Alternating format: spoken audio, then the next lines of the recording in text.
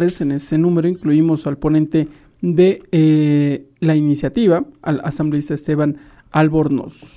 Entendemos que tenemos una nueva solicitud de palabra, Ámbar. Sí, la número 34 ya, la asambleísta Marcela Holguín, que ya la vemos y la escuchamos. Para usted, para los colegas asambleístas.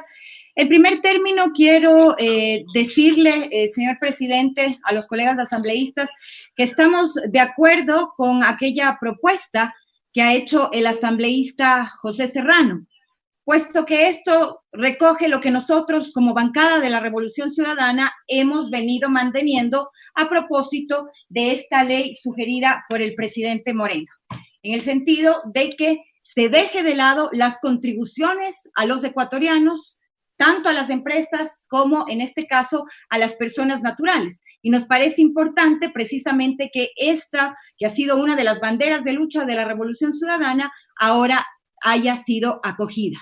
Pero también queremos señalar de forma absolutamente enfática que debería ser también eliminada el capítulo que tiene que ver con lo laboral.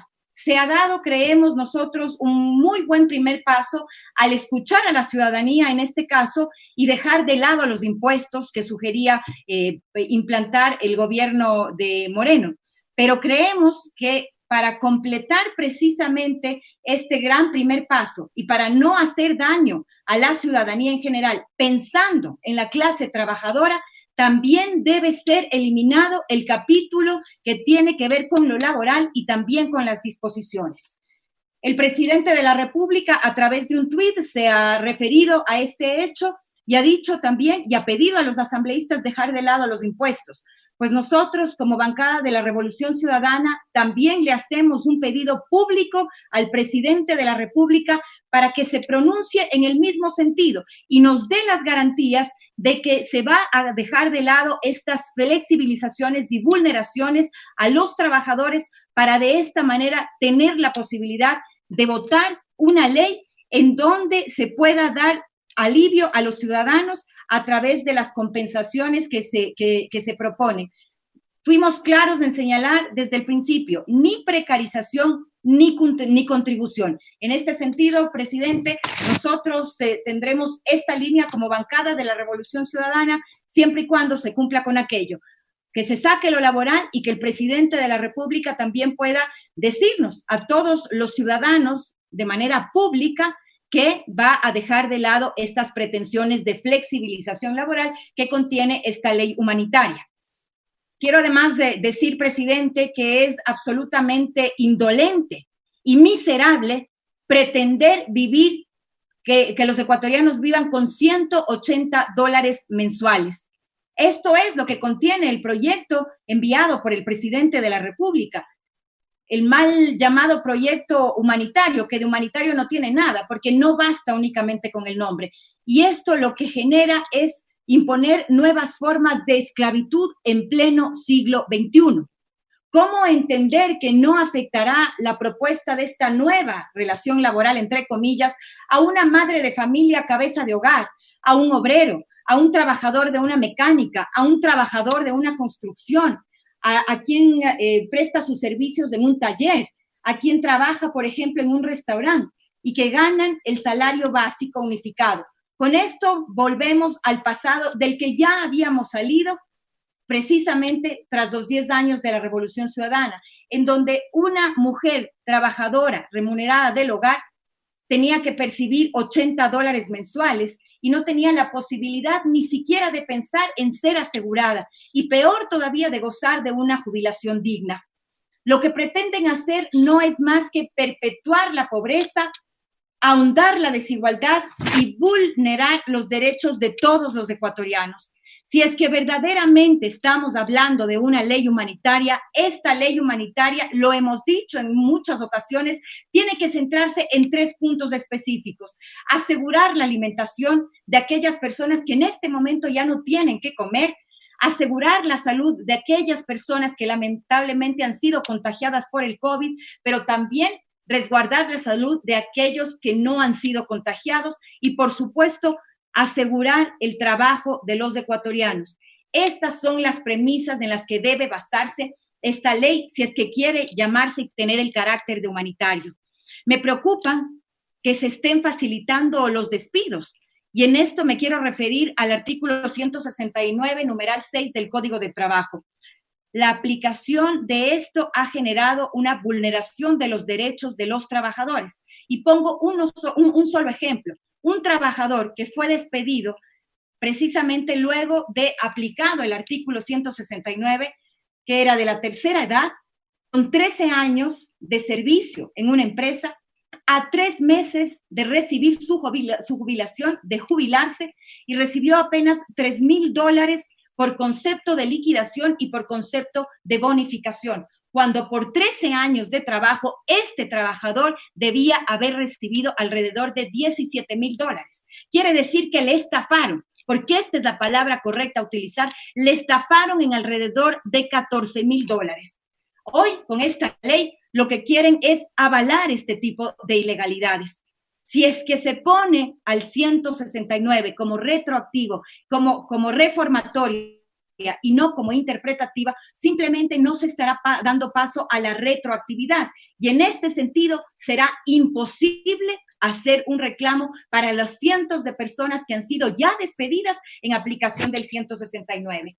Otro tema que vulnera absolutamente los derechos de los trabajadores tiene que ver con el artículo 30 del informe, en donde se baja casi el 50% del sueldo y de la jornada laboral.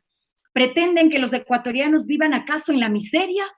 Acuerdo ministerial, por ejemplo, como el elaborado en enero de este año, en donde ya se especifica cuál tiene que ser el salario básico unificado. Si es que nosotros ponemos el artículo 30 de este informe, lo que estamos haciendo es dejando de lado este acuerdo ministerial que lo que hace es ya cubrir al menos las necesidades básicas de la población al establecer el salario básico unificado. Y voy a poner un ejemplo absolutamente sencillo que conozco de persona, de una persona en particular, como ustedes también habrán conocido los casos de miles de ciudadanos y de gente que nos llama precisamente rogándonos a que este artículo no sea puesto en esta ley. Esta persona se llama Patricia y ella, Patricia, es jefe de hogar. Tiene un hijo que está desempleado desde hace más de 6 meses. No a propósito de la crisis sanitaria, desde hace más de 6 meses, a quien tiene que mantener. Tiene una hija madre soltera que también está sin trabajo y tiene un nieto recién nacido. Patricia es una mujer que con sus $400 del salario básico mantiene a 4 personas en su familia. Estas personas tienen $6 diarios si es que hacemos la división de los $180, que sería lo que percibiría una persona de bajarse el salario en casi el 50%, es decir, 1,50 centavos de dólar diarios, que es con lo que vive Patricia y que no va a poder mantener de esa manera a su familia. Esto simplemente es inhumano, esto simplemente es indolente. Y es ir en contra de las personas e impedirles superar la pobreza en la que están sumidos. ¿Pretenden acaso darle a la gente media salud, media seguridad social, media cesantía, todo a medias, como nos ha tenido acostumbrado este gobierno? Sí hay una alternativa, y la alternativa, señor presidente y colegas asambleístas, es mantener el 47.1 del Código de Trabajo tal como está, porque este ya permite reducir la jornada laboral hasta un 25%. ¿Que apoyamos a los empresarios? Por supuesto que la Revolución Ciudadana apoya a los buenos empresarios. Por eso hemos propuesto, entre otras cosas, no contribuciones para nadie, algo que ya ha sido propuesto y aceptado en este caso y se ha puesto ya en la mesa de discusión por el asambleísta Serrano. Ayudar a las empresas para que no despidan a sus trabajadores es en este momento algo inevitable. ¿Cómo podríamos estar en contra de aquello? Una ayuda estatal para que las empresas no sigan despidiendo a sus trabajadores. ¿Cómo podríamos estar en contra de aquello? Solo con una condición: que esta ayuda a los buenos empresarios, que son la mayoría de los ecuatorianos, tiene que ser en el caso de que no hayan despedido a sus trabajadores durante la crisis sanitaria. En suma, no contribución a cambio de seguridad laboral. Eso es lo que proponemos. Además, nosotros pensamos, porque nos ha dicho la gente, que las contribuciones están de más en este momento. ¿Por qué razón?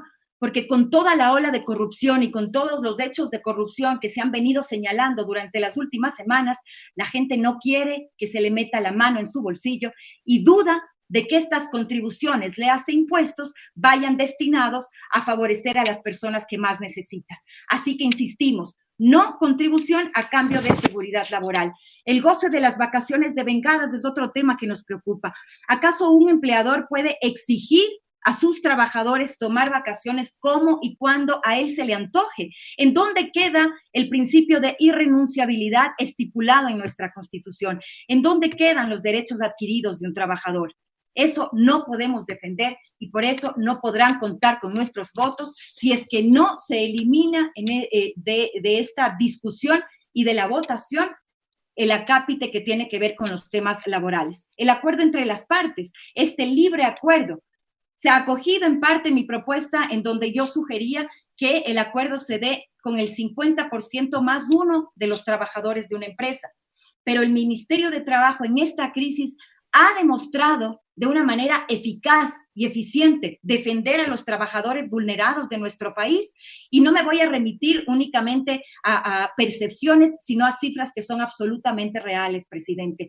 66.440 desvinculados, más de 400.000 personas suspendidas hasta este momento, 7.120 quejas que se han presentado en el Ministerio de Trabajo, la mayoría por despidos intempestivos y terminación de contratos.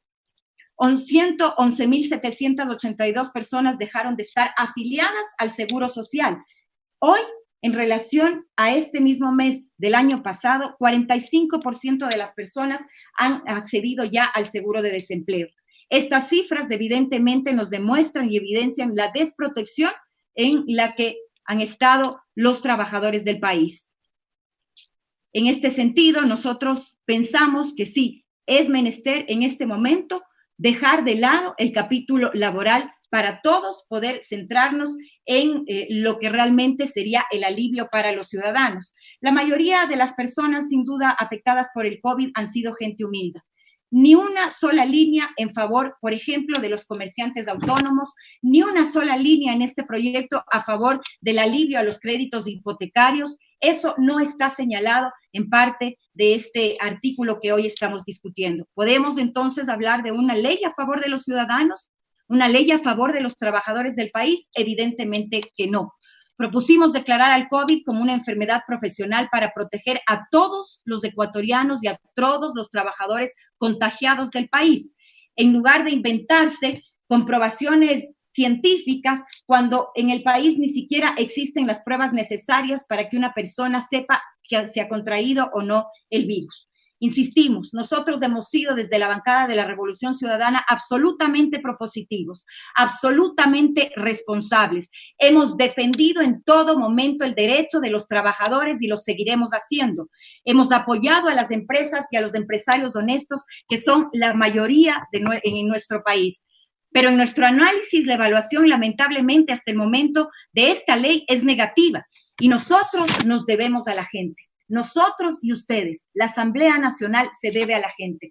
Hoy más que nunca es necesario jugarnos por la patria, más allá de comentarios de si es que los asambleístas somos o no estorbo para un gobierno, más allá de las amenazas de muerte cruzada o no. Si es que este es el precio que debemos pagar por respetar y hacer respetar los derechos del pueblo, que hagan lo que quieran hacer. Las amenazas no pueden ni deben frenarnos, ni tampoco doblegar nuestra voluntad. Finalmente, presidente, decirle que no ha pasado el peligro de los enemigos del pueblo ni de la patria moderna. Es necesario que cada uno de los trabajadores vigile y que no duerma, porque los enemigos trabajan en la sombra de la traición y a veces se esconden detrás de una sonrisa y de una mano tendida. 68 años atrás, Eva Perón dio este discurso y hoy está más vigente que nunca. Gracias, presidente. Tiene la palabra el asambleísta Henry Kronfle. Concluye así la intervención del asambleísta Marcelo Holguín, quien señaló estar de acuerdo con el tema de la eliminación de las contribuciones, pero que también se elimine lo que tiene que ver con el tema